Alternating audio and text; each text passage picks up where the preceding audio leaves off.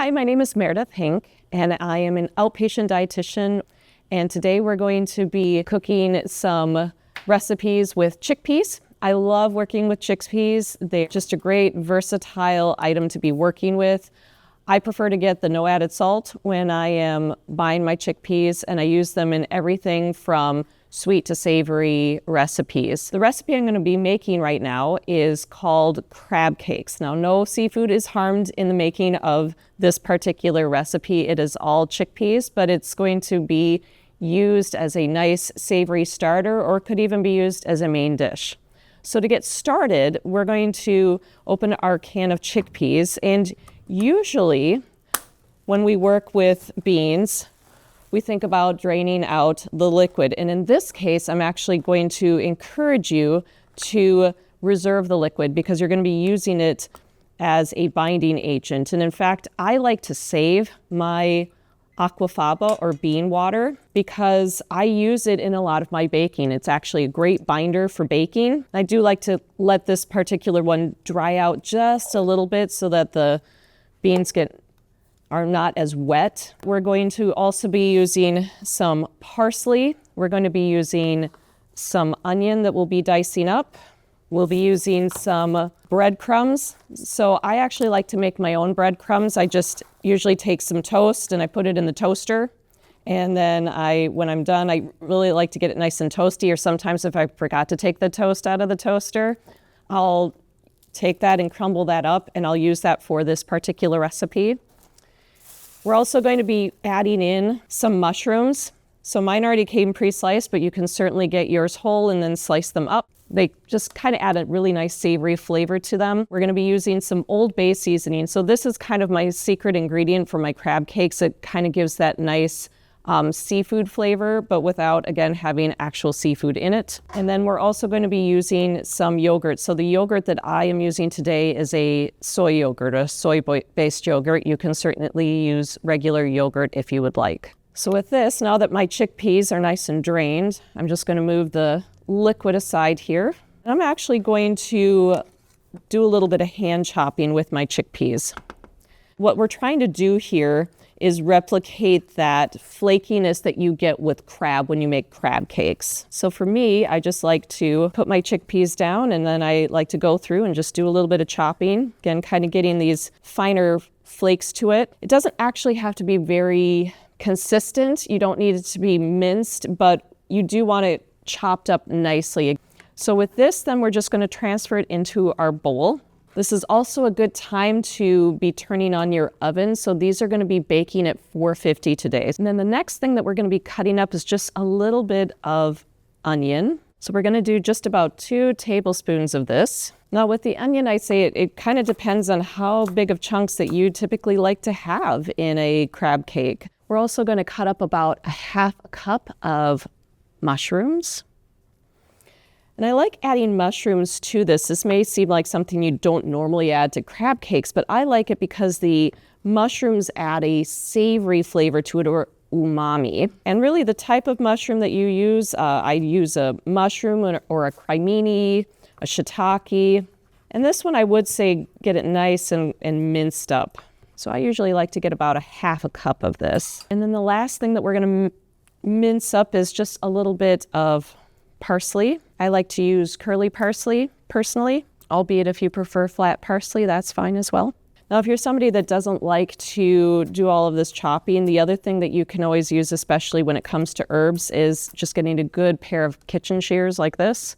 That's another way that you can always do a little bit of cutting up. And again, with this, I like to get it a little bit more minced up. But if you're somebody that really likes those chunks, that's fine too. We use about a good stuffed teaspoon of this. So yeah, just a little bit more than I needed. All right, so now we are done with our cutting. All right, so far we've got all of our chopped and minced items in. So we're just gonna mix that up a little bit so that we get it evenly spread. To this, we're gonna add just a few more items that will add both flavoring, but also help to bind it. So one of the things that we're gonna add today is, again, some breadcrumbs. So I've already toasted these and kind of crumbled them up. Again, they act as a nice binding agent. And don't worry if you've got a little bit of the crumbs at the bottom. That's just going to add a little bit of flavor, a little bit of color to it. So I've got about a cup here of that. Now, if you like to, and you've got kids at home, this is also a good one where you can encourage them to kind of use their hands to mix it together. And then to this, we're also going to add some of the yogurt. Yeah. So I have about 3 tablespoons of yogurt here. And again, I'm using a soy yogurt today. If you prefer to use dairy-based yogurt or coconut milk, I would just encourage, make sure that you have a plain flavor. You don't want something like vanilla or anything to that degree in there. You just want something that's plain, because again, it's going to help bind it. So again, we'll add our 3 tablespoons here. And then also we're going to add a teaspoon of this Old Bay seasoning. I like to get the reduced sodium one. I don't like mine to be overly salty, but again, everybody's a little bit different with their flavor preference. So now it's just a matter of really getting this nicely mixed. And again, if you prefer using your hands, you certainly can. I like to play with my food sometimes. And again, this is a great time in this recipe if you've got kids to get them involved and getting their take on it, because oftentimes too, when you involve kids in cooking, they're more likely to try things. Again, this is kind of more of a adult recipe, I find. So this is a really great one to say, hey kids, come help me. Now, if you find that your recipe is still a little bit stiff, that it's feeling a little bit dry, this is where you can take some of the aquafaba or the bean water that you saved from earlier and you can add it in. Today I'm going to say this is actually, I'm not finding this too wet, so I actually am probably going to go with this without adding any of the extra bean water. And then our last step, once you have the chickpea mixture to where you want it to, is to scoop it out. Now here I have what we call a number 16 scoop. This is about a 1/4 cup. If you don't have a number 16 scoop, you can also just take a 1/4 cup here and you just scoop it out. Before you put it in the oven, you do want to make sure that you put a little bit of pan spray so that it does not stick to the pan, because this is one of those recipes that definitely would stick to the pan. And then just start scooping this out. Get it a little bit level here. And then we just place it down.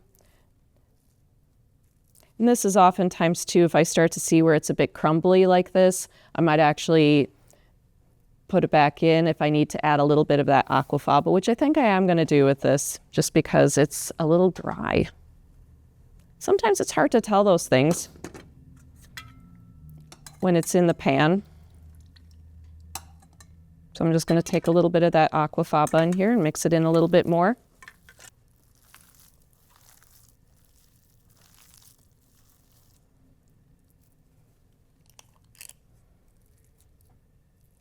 There we go. Now it's sticking together a little bit better. And then we will put this in the oven. We'll start it about 15 minutes, but definitely, you know, when it comes back out, you want to make sure that it's a nice golden brown color and that it's cooked all the way through. And then this is our finished product. So again, you can garnish it with a little bit more parsley if you like. If you like to serve your crab cakes with a particular type of sauce, I know some people like to do a mayonnaise sauce or do a little bit of tartar sauce. You can treat it just like you would a regular crab cake.